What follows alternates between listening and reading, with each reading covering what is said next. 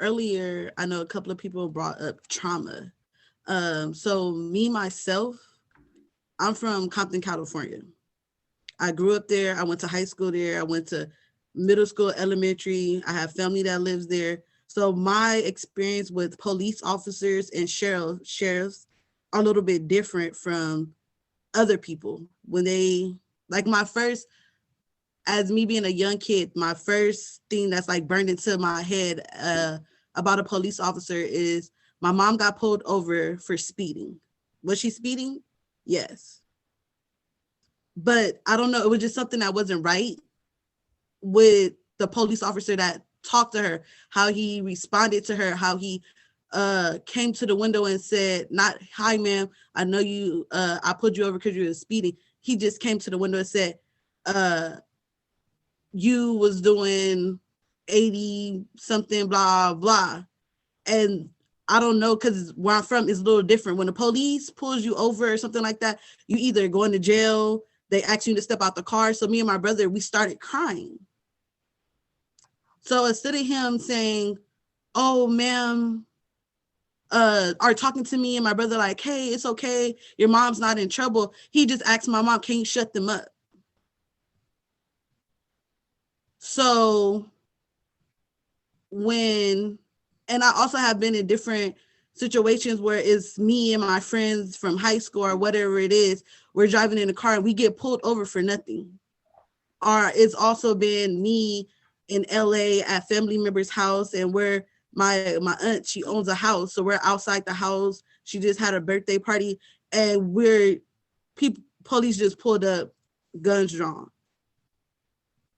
So I feel like, yeah, police officers also have to protect themselves, because when they're pulling us over, they're probably scared, because I know I'm scared when I get pulled over. When I get pulled over, I call my mom. I call any type of family member, just so if he don't like what I say, or she doesn't like what I say, or if I don't like what they say to me and it goes wrong, I can have some type of, backup. Or like my mom could say, well, I was on the phone, I heard this, or she could call the police if something's not adding up. But don't get me wrong, I understand, like, if I have a problem, if I feel like I'm afraid for my life or something like that, will I call the police? Yes. If I hear my neighbors screaming or something's going on, will I call the police? And have I called the police? Yes. But like Scott said, he said, we might be having a bad day. And I understand he has to understand, or anyone has to understand, that everyone has a bad day. We have bad days too. So yeah, like you said, the lady asked you, oh, why you stopped me, blah, blah. Maybe she had a bad day. So of course her reaction was a little snappy, but of course, since you had the bad day and you're the law enforcer, you tell her, okay, ma'am, well, this is how you want to play it, step out the car. I feel like it's a lost communication of how people are just supposed to be like, hey, ma'am, how are you today? This is what happened, blah, I'm pulling you over because of this.